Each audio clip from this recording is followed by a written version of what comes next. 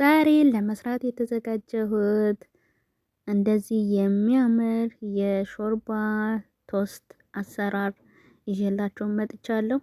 በጣም ቀላልና ጣፋጭ የሆነ ነው። ትወዱታላችሁ። አብራችሁ ቆዩ። ሰላም ቤተሰብ እንዴት ናችሁ? ሁሉ ሰላም፣ እግዚአብሔር ይመስገን። እኔ ደህና ነኝ። ዛሬ ደግሞ የሚገርም የዳቦ ቶስት አሰራር ነው ይዤላችሁ የመጣሁት። ይሄ ለሾርባም እንዲሁም ደግሞ ከምግባችን ጎን አጣፍጠን ሰርተን ልንመገበው የምንችለው ነው። ስለዚህ ግብአቶቹን አብረን እናያለን።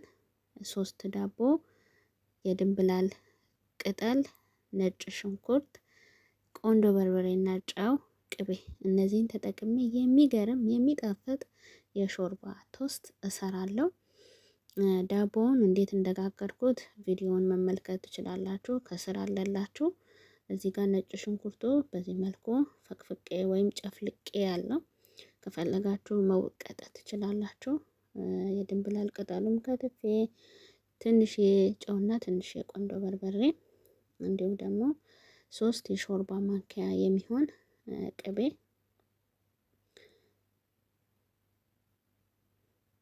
አሁን ይሄ 200 ግራም ከሆነ ግማሹ ማለት ነው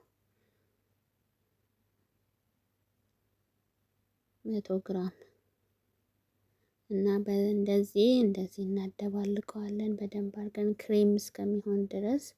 ከዛ በኋላ ደግሞ ዳቦዋችን በሚመቸን መልኩ እንቆርጠዋለን። እናንተ እንደሚመቻችሁ አድርጋችሁ መቁረስ ትችላላችሁ። እኔ በእንደዚህ ቆርጬዋለሁ። ያምራል ባልኩት ማለት ነው። ከዛ እናንተም እንደ ፍላጎታችሁ አድርጋችሁ መቁረስ ትችላላችሁ። ከዛ በኋላ ከላይ ይህንን ያዘጋጀነውን ውህድ እንቀባዋለን። ሁሉንም ከስርም ከላይም ነው የምንቀባው። ከስርም ከላይም ከስርም አይበቃንም ካላችሁ ደግሞ ከላይ ብቻ መቀባት ትችላላችሁ ማለት ነው። በሁለት በኩል አይበቃንም ካላችሁ በአንድ በኩል ትችላላችሁ።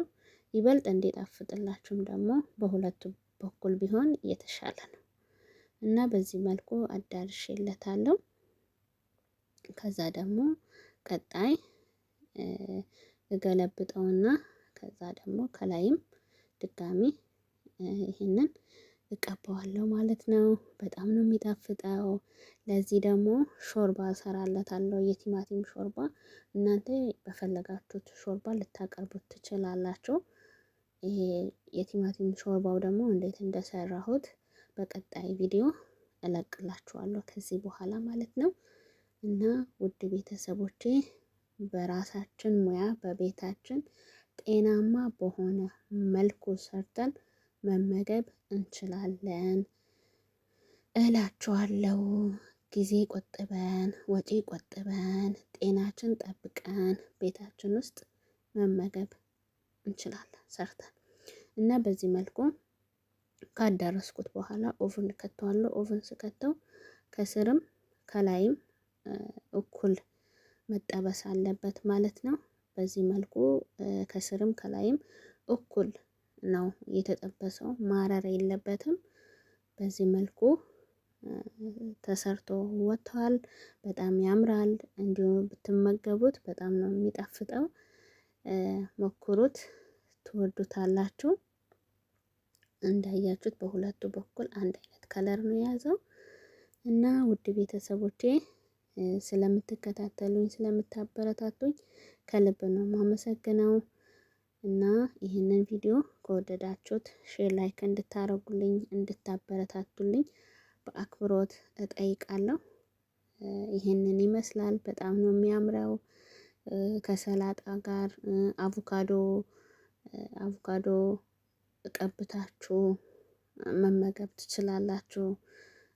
አቮካዶ በሽንኩርት ከትፋችሁ ሎሚ፣ ጨው፣ ቆንጆ በርበሬ አድርጋችሁ ከዚህ ጋር ራሱ ቀብታችሁ ድጋሚ መመገብ ትችላላችሁ እና ከሾርባ ጋር ከብዙ ነገር ጋር ይሄዳል። ሞክሩት፣ ትወዱታላችሁ። ይኸው የቲማቲም ሾርባ ደግሞ ይሄ ይመስላል። በጣም ጣፋጭና ገራሚ የሆነ ሾርባ ሰርቻለሁ። ቪዲዮውን እለቅላችኋለሁ። ውድ ቤተሰቦቼ ስለነበረኝ ጊዜ ከልብ አመሰግናለሁ። በሌላ ጊዜ በሌላ ቪዲዮ እስከምንገናኝ መልካሙን ሁሉ እመኝላችኋለሁ። አመሰግናለሁ ስለነበረኝ ጊዜ ስለምትከታተሉኝ። መልካም ቆይታ። ባይ ባይ።